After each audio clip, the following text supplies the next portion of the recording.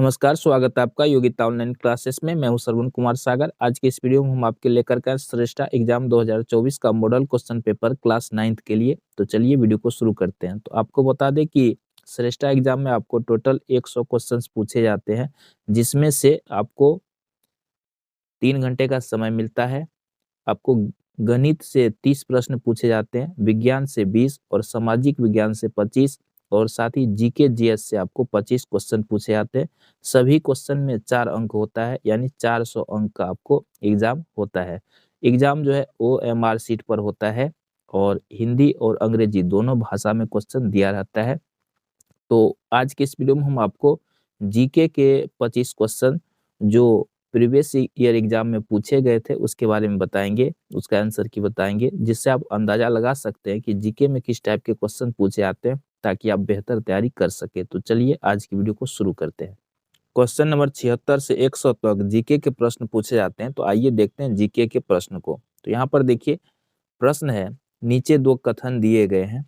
कथन एक है 1 बिलियन बराबर 1000 मिलियन और दूसरा कथन है 1 ट्रिलियन बराबर 1000 मिलियन। तो इसके आधार पर आपको यहाँ पे देखिए 4 विकल्प दिए गए हैं। तो इसमें कौन सही है कौन गलत है ये बताना है।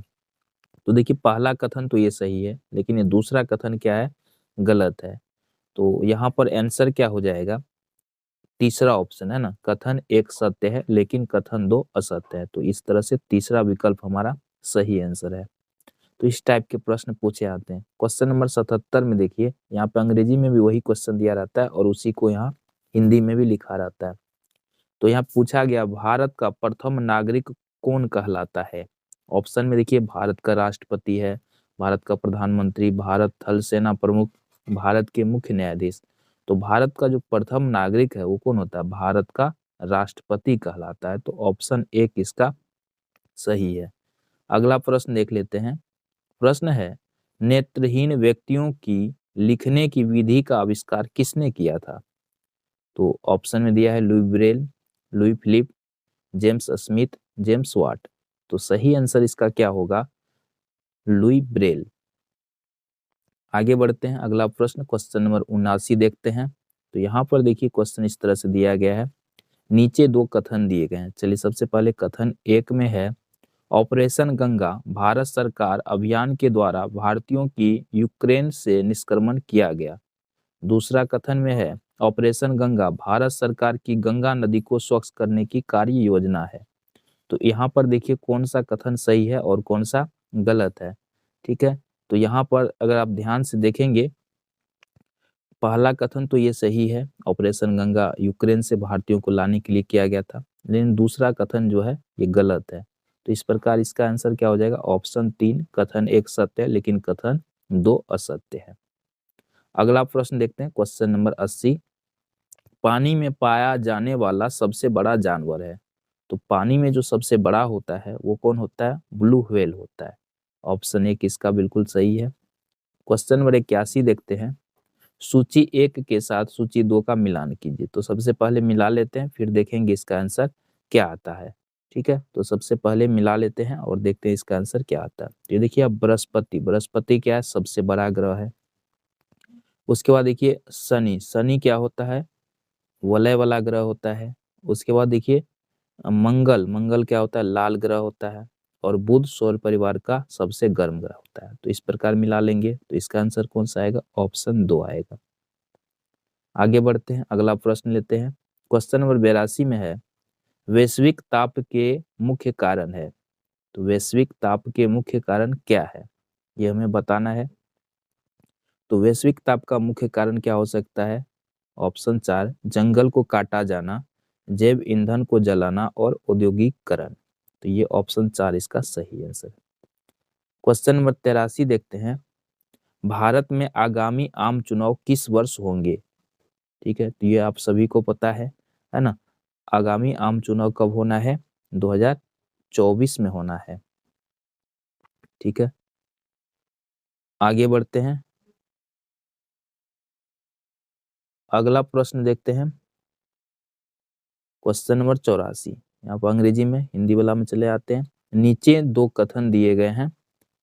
ठीक है, पहला है यकृत जो अमाशय के दाएं स्थान पर स्थित है मानव शरीर की सबसे बड़ी ग्रंथि है। तो यकृत मानव शरीर की सबसे बड़ी ग्रंथि, ये तो सही है। यकृत जो अमाशय के बाएं स्थान पर स्थित है मानव शरीर की सबसे बड़ी ग्रंथि है। तो यहाँ पर देखिए बाएं दाएं कहाँ पर होता है यकृत, अगर हम ध्यान से देखेंगे तो ये होता है, ये तो सही था, ये दूसरा वाला गलत है ना, तो ऑप्शन 3 इसका सही आंसर हो जाएगा। क्वेश्चन नंबर 85 में पूछा गया है, एकता और अनुसंधान निम्नलिखित में से किस संगठन का उद्देश्य है? तो हो जाएगा एनसीसी, ऑप्शन दूसरा सही है। क्वेश्चन नंबर 86 देखते हैं। ठीक है, यहाँ पे देखिए सूची 1 के साथ सूची 2 का मिलान करना है, तो चलिए पहले मिला लेते हैं, फिर देखते हैं इसका सही आंसर क्या आता है। तो यहाँ पर देखिए सुशील कुमार क्या है, कुश्ती से संबंधित है। उसके बाद देखिए पीवी सिंधु, तो ये आप जानते हैं बैडमिंटन खिलाड़ी है। विजय कुमार है ना, ये शूटिंग से संबंधित है। और मेरी कॉम मुक्केबाजी। तो इस प्रकार इसका सही आंसर क्या रहा, ऑप्शन 1। अगला प्रश्न लेते हैं, 87 में दुनिया का सबसे छोटा देश है। दुनिया का सबसे छोटा देश कौन सा है, ये कमेंट करके आप इसका आंसर दीजिए, काफी इजी प्रश्न है ना। इसका आंसर हम चाहेंगे आप लोग कमेंट बॉक्स में लिखें।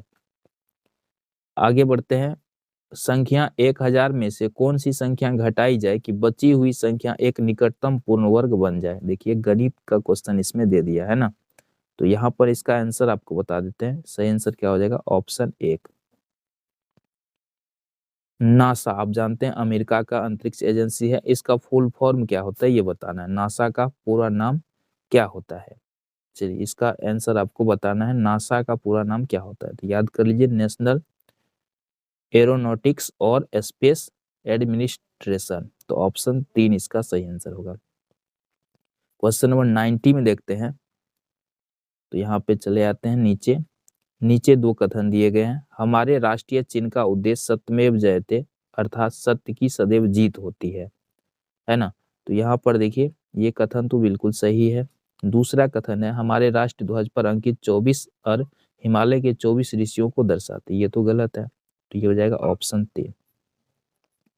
अगला देखते हैं 91 में, पहले इसको मिला लेते हैं फिर इसका आंसर लेते हैं।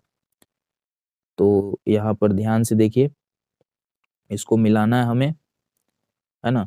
तो इंडियन म्यूजियम ये कहाँ पर है, ये कोलकाता में है। नेशनल म्यूजियम ये कहाँ पर है, दिल्ली में है। उसके बाद देखिए सालार जंग म्यूजियम ये है हैदराबाद में, और प्रिंस ऑफ वेल्स म्यूजियम है मुंबई में। तो इसका मतलब ऑप्शन 2 इसका सही आंसर है। आगे बढ़ते हैं, 92 में क्वेश्चन है, नीचे 2 कथन दिए गए हैं ना। तो यहाँ पे देखिए संयुक्त राष्ट्र संघ का गठन विश्व युद्ध 2 द्वितीय विश्व युद्ध के बाद 1945 के बाद किया गया, ये तो सही है। संयुक्त राष्ट्र संघ के 5 राष्ट्र अस्थायी सदस्य अमेरिका, ब्रिटेन, रसिया, फ्रांस और चीन, है ना। तो यहाँ पर देखिए जो कथन है दोनों सही है, तो ये हो जाएगा ऑप्शन 1। 93 में देखते हैं, तो 93 में है, जय जवान जय किसान का नारा किसने दिया। तो हम सभी जानते हैं लाल बहादुर शास्त्री ने ये नारा दिया था। 94 में है, भौतिकी के क्षेत्र में नोबेल पुरस्कार प्राप्त करने वाले पहले भारतीय वैज्ञानिक कौन थे, doctor CV Raman. Question number 95 में है, रक्त का कौन सा भाग बीमारियों से लड़ने की क्षमता प्रदान करता है, तो श्वेत रुधिराणु। एक मनुष्य का भार चंद्रमा पर 12 केजी है, पृथ्वी पर उसका भार क्या होगा, तो 72 केजी हो जाएगा।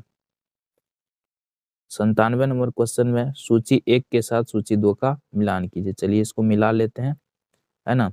तो यहाँ पर ध्यान से देखेंगे तो मॉरिशस की राजधानी है पोर्ट लुइस, उसके बाद नेपाल का काठमांडू, न्यूजीलैंड का कहाँ पे है वेलिंगटन, और अमेरिका का वाशिंगटन डीसी। तो इसका मतलब है इसका पहला ही ऑप्शन सही है। अगला प्रश्न लेते हैं 98 में, देखिए इसको भी मिलाना है हमें। पहले भाखड़ा नंगल बांध ये कहाँ पर है, पंजाब में। हीराकुंड बांध कहाँ पे है, उड़ीसा में। और टिहरी बांध कहाँ है, भागीरथी नदी पर। और उसके बाद गांधी सागर बांध है चंबल नदी पर। तो इस प्रकार ऑप्शन 1 इसका सही है। चलिए क्वेश्चन 99 में है, निम्न में से कौन से देश की सीमा सबसे अधिक देशों की सीमा को छूती है? तो चीन का। और अंतिम सवाल है, कोपरा के अंतर्गत क्या होता है? उपभोक्ता विवादों के निपटारे के लिए एक न्यायिक व्यवस्था की गई है। तो चलिए आज की वीडियो में इतना ही, एक और नए वीडियो के साथ जल्द ही मिलेंगे। तो चैनल को सब्सक्राइब कर लीजिए, वीडियो को लाइक कर दीजिए। साथ ही आप टेलीग्राम ग्रुप भी ज्वाइन कर सकते हैं और व्हाट्सएप ग्रुप भी ज्वाइन कर सकते हैं। धन्यवाद।